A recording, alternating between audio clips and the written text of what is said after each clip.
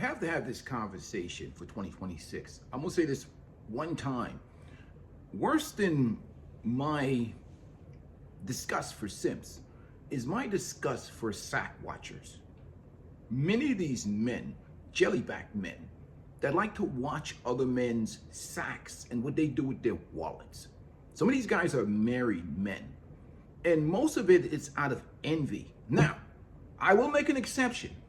What I don't agree with is dudes can do whatever they want, but I believe in honest content.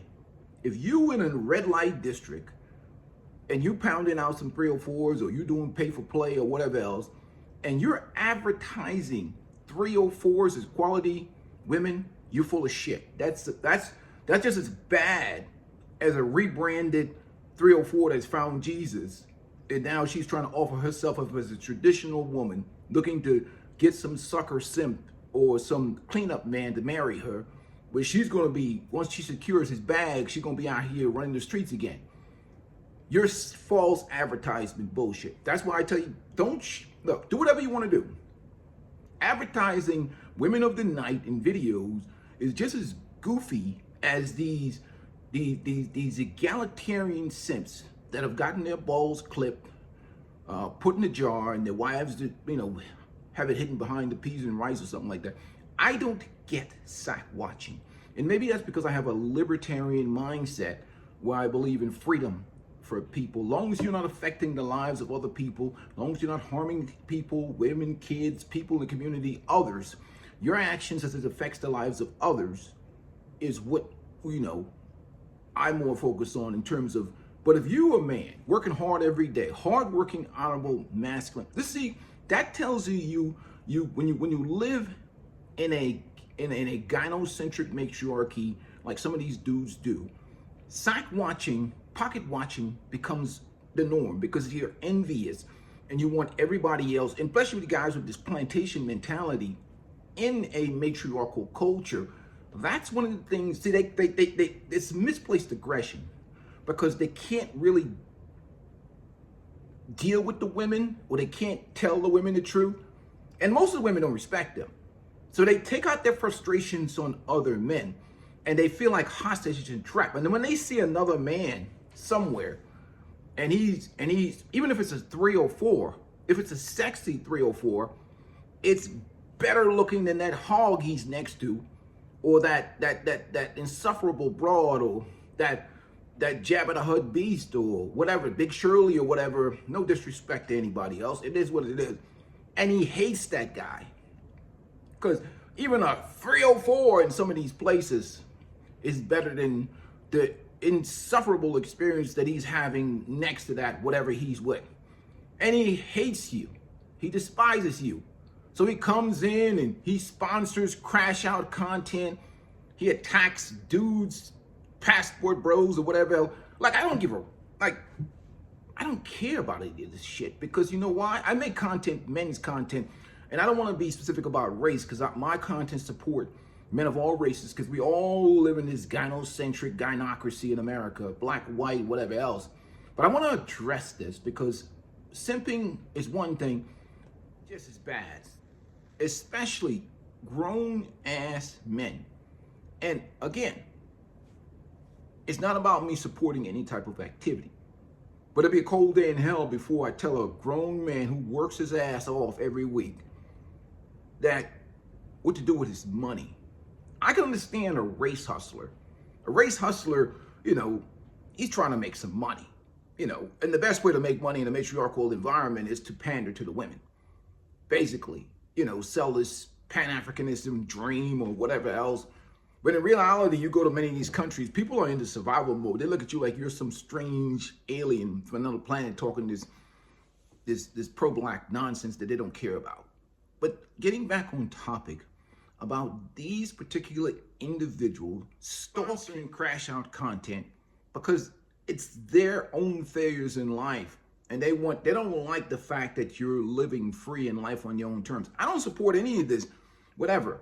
I'm not pro this or pro that. I'm pro freedom. That's what I'm pro. And men having choices and men having freedom and men not being shamed for living life on their own terms, using their own money, and doing the things that they want to do with their own lives. And I think it's especially worse with the black community in America, because it's still in 2026 treats its men like slaves. I understand the history of slavery and all that stuff like this. Is 2026, okay? The only group of men that are policed like this in the world are black American men. And that's what I find so disgusting. And many of the agents of the own discrimination against black men are black men, demonizing them, mischaracterizing them, stalking them. Slave hunters, basically. Slave hunters that are black. You talk about, it doesn't even make any sense to me. No other group of men are policed like that. And guys need to check their mental health who are doing this. If you've made a poor relationship deal and you don't like the life that you have or the woman that you're next to, or you're mad or pissed off or because you have no power in your community, leave them brothers alone. Let them go live their life. I'm here right now in America. Give a rat's ass about passport bros or men traveling overseas. If anything, you should be happy. There's more women for you. Why would you care what these dudes are doing? Now, again, anybody that's not telling the truth and that's offering false advertisement, that are offering some traditional women. I've met feminists all over the world, no matter. Ball-busting feminists and all. Asia is dealing with some issues. South Korea has some worse feminist problem. China has a horrible feminist. Feminism is everywhere. Now, feminism without government empowerment and corporate sponsorship or whatever is just hot air. So they just can't execute it. But the ideology has been spread through social media. They can't, feminism, it outside of government empowerment, that's why feminism just crashed in America, because of, government empowerment is going down, the economy and AI is coming in. So it's different overseas. But I'm talking about the men in the black community who would get treated like they live on some plantation. They never got any problems with the women. Women go to Gambia. Women go to Jamaica. The black men don't care.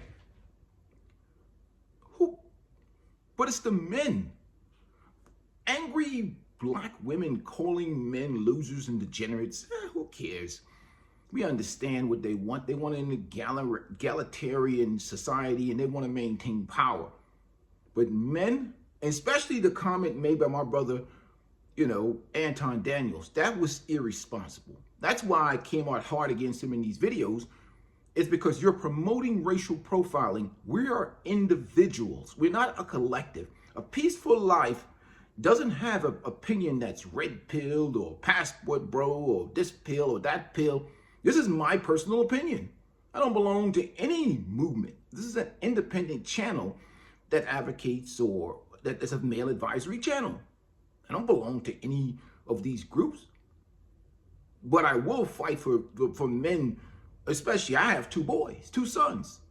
If you created an environment, and they're 2 black boys, if you created an environment that supports racial profiling, and I have a son that's an athlete, so if he's traveling overseas and you poison the waters, people don't understand how the rule of law works in other countries.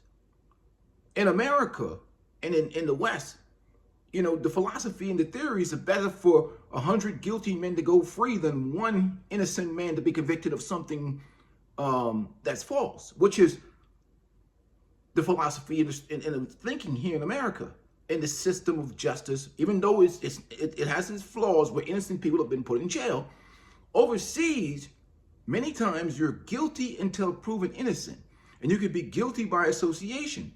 So if you poison the water in any of these environments that don't operate like America, you're basically setting your own men up for failure. I am not going to, see, this is why I come up so hard against that. That's nonsense, So irresponsible what you're doing. And dudes doing this crash out content, you are creating an environment of racial profiling. Don't support it. Come down hard on it.